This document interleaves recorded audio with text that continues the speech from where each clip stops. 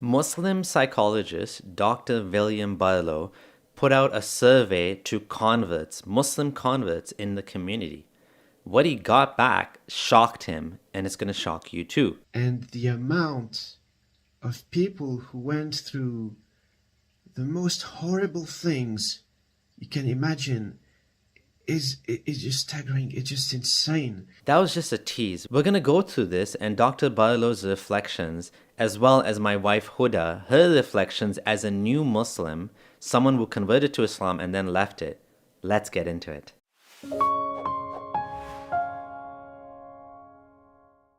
William Barlow is an angel on earth.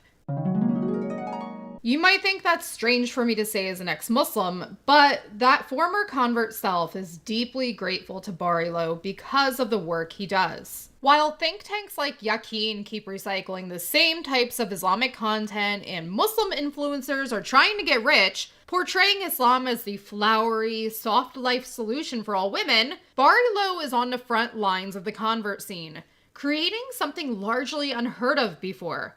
Barlow is trying to understand the complex dynamics beyond the Shahada. Today, I want to discuss this latest study and talk about the horror stories of being a Muslim convert. William Barlow is best described as a Muslim sociologist that lives in the UK. He doesn't associate with the typical UK Dawa scene, and he outwardly criticizes it. Barlow is a gem in the Muslim community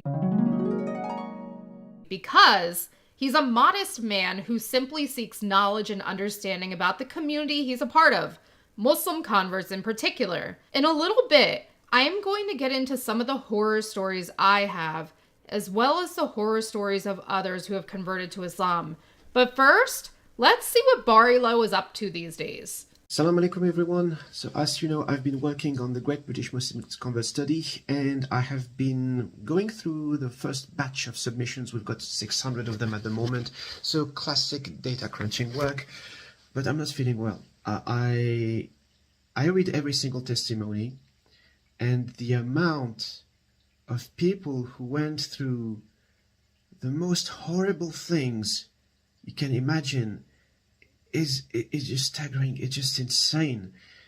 I to be honest, I have read some things you would only expect on the darkest corners of Reddit. I have read things such as, people experiencing racism for the first time after the Shahada, or some people who openly stated that they have become racist after the Shahada because of how people treated them.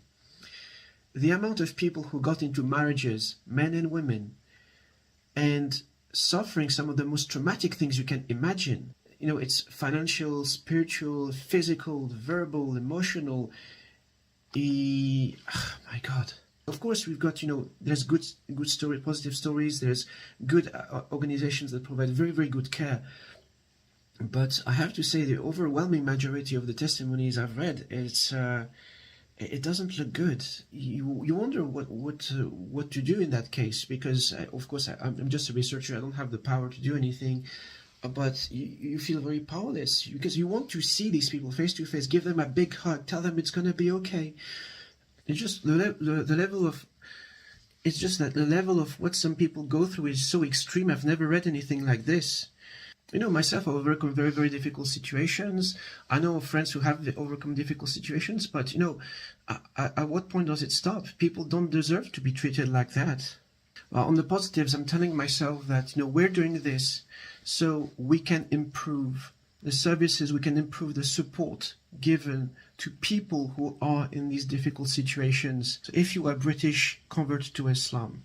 Fill out the form. We are reading every single one of your submissions so we can improve the services. We can make recommendations, suggestions, because some people out there, they have the resources to provide support for everyone. No one should be left alone. No one deserves to be treated badly because of their characteristics, for a path that they have chosen because they believe it's the truth. So if you're a British convert to Islam or you're a convert support organization, please take part in this study. I just can't reiterate how important it is. This is incredibly groundbreaking and interesting stuff right here. I mentioned earlier that he's an angel on earth, and you might find that strange coming from me, a former Muslim convert. For those of you who are new here, I suffered a massive trauma as a convert to Islam. I was unexpectedly widowed when I was pregnant with my daughter, and that was the moment doubt seeped into my mind, where my faith was supposed to be growing, but something else grew instead. Instead of becoming stronger because of my loss, I doubted for years, mentally and emotionally struggled with treatment from the community, Islamic sources used to justify this treatment, and I struggled deeply with my identity as a single, widowed Muslim mom to my daughter. That's a good moment now to pause and tell you that we are working hard to make this channel so great. So please subscribe. If you want to do more, we have details on that at the end. I enrolled my daughter in Islamic school, tried to find my place in the community, and so much more. I'll talk about that more in a bit, but first, let's respond to this clip. Bari Low has had a massive amount of responses, and did you catch what he said? He described the stories he was receiving from converts as something he would expect to find in the darkest corners of Reddit. I hope Bari Low was kind to himself and sought support from close friends or even a therapist after reading those horror stories, because they are disturbing. I hold plenty of disturbing stories from not only my own life, but the lives of other converts as well, which we will get into soon enough. I wanted to provide a trigger warning for those that decide to stay and listen to these stories, as there will be mention of deeply disturbing topics like SA. He says the overwhelming majority of responses he's received are not good, and mentions racism converts have received, and even converts becoming racist themselves because of the treatment they have received from Muslims, which honestly is so incredibly sad. While white people do experience racism as converts, there are converts from other backgrounds who experience it even more, especially black converts to Islam and brown converts from other religious backgrounds such as Hinduism. To me, this is so sad on both ends, because look what this is doing to people. This is quite literally traumatizing people, who then adopt and internalize this racism because of the racism they have received. And what benefit does this have to anyone? None.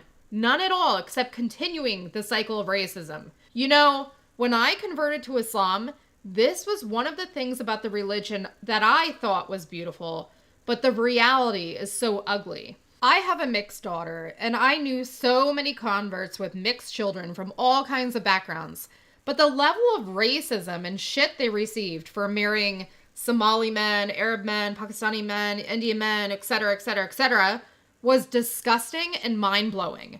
When one of the initial things that attracted me to the religion to begin with was this idea that there is no such thing as racism in Islam. Oh yes, there freaking is racism, lots of it, and the Muslim community isn't doing much aside from throwing a bone here and there in Islamic reminder videos. For racism to totally go away in the Muslim community, that means deep, hard work needs to be done. And in 2026, I don't see that happening. This is another reason I left the community and I never looked back.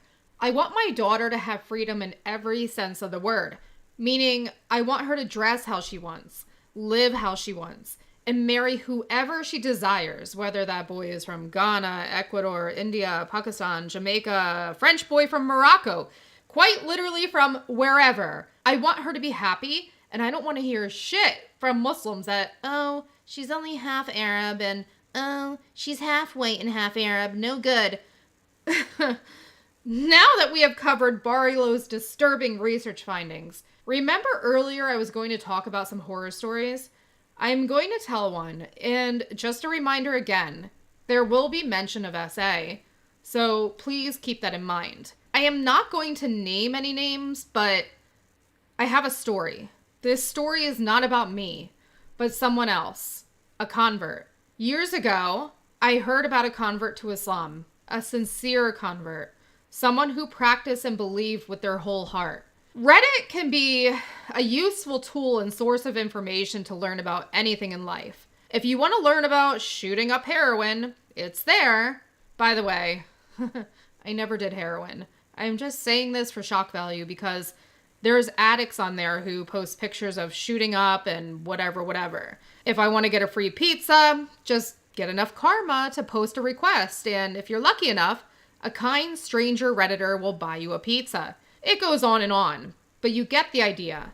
Reddit has good, and Reddit also has some really dark, scary stuff on there. How many times do we hear about a mass killing and the killer has the creepiest Reddit account manifesto out there? A lot. This convert I am talking about met a guy on Reddit.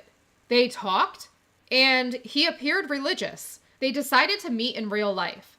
This convert and the guy went out to a restaurant together. She had a juice to drink with her meal. And the next thing you know, she woke up in a hotel room being essayed by this Muslim guy she met online, who presented himself as very religious. This convert was a virgin. This convert was traumatized for the rest of her life by this. In addition to this, I know converts that were coming out of abusive marriages, and when they reached out to some of these mega mosque communities, they were referred to homeless shelters with their children. There was no zakat or anything for them, just someone pointing them to the nearest homeless shelter. To those who have never experienced the Muslim community and they are on the outside looking in, you might think there's this unbreakable unity of the Ummah, meaning that everyone takes care of everyone no matter what. This isn't true at all, though. It's all a facade. There's actually a hierarchy of who gets zakat and who gets help within this community. After my husband died and I went to the mosque for the first Eid since his death, I approached the imam and I introduced myself and my baby girl. I told him my story. Now, I wasn't looking for anything other than just a sign that I was cared about in this community. Now, we were in a common area and it was busy, but I remember the imam simply saying, "Oh, I'm so sorry," and then going back to whatever he was doing. My mom was a witness to this, and thinking back, how painful it must have been to watch your adult daughter be treated like this in her religion, and you really can't say anything because your daughter is brainwashed into thinking she wants this. To be fair, I also held this strange belief that leaving Islam or not having my daughter grow up with Islam was a betrayal to my late husband. Stories like the one I just mentioned became a pattern that happened over and over again for years until I left. Step 1, I would reach out to imams in my community to have a support system. Step 2, they care on the surface. Step 3, I never hear from them again after that interaction. These are some of the stories I can imagine coming across Barilo's desk. And they are not short in supply, as you've heard him say. He surveyed just 600 people in the UK alone so far that converted to Islam. I am not saying that you have to beware of every single Muslim guy out there and that they're all like this. No. However, there are predators in this community, both young men and older men. Islam is not a protective bubble for women from these things, despite Muslims often bragging about Islam being the religion of manners, good deeds, kindness, and the best thing for women, etc. Hell, women even get sexually assaulted when they do Umrah and Hajj, the holiest place in the world for Muslims. Why am I sharing this today? Maybe you are a former convert and you have stories, or you have your own stories and have also heard a lot of stories. Anyone who converts to Islam and becomes part of the community cannot escape these horror stories. I'll be really honest myself. There was never a community I was a part of that I felt truly safe in, like I was protected and cared for. Despite trying to connect with imams in my community, something always felt off. Like, they were nice to my face, but never cared much beyond that. And when I watched YouTube channels like Behind Veils, I realized that in so many of these mega mosques and any place that is a home base for high-profile imams and influencers, the women there aren't safe either. The imams themselves are doing corrupt things like marrying secret second wives and holding secrets and stories of the shady stuff happening in these communities, all just swept under the rug. If you like this video, fabulous. Give it a like and a thumbs up. Want to do even more to help this husband and wife duo bring videos like this into existence? Support us on Patreon or YouTube membership. This is Mrs. Friendly Ex-Muslim signing out.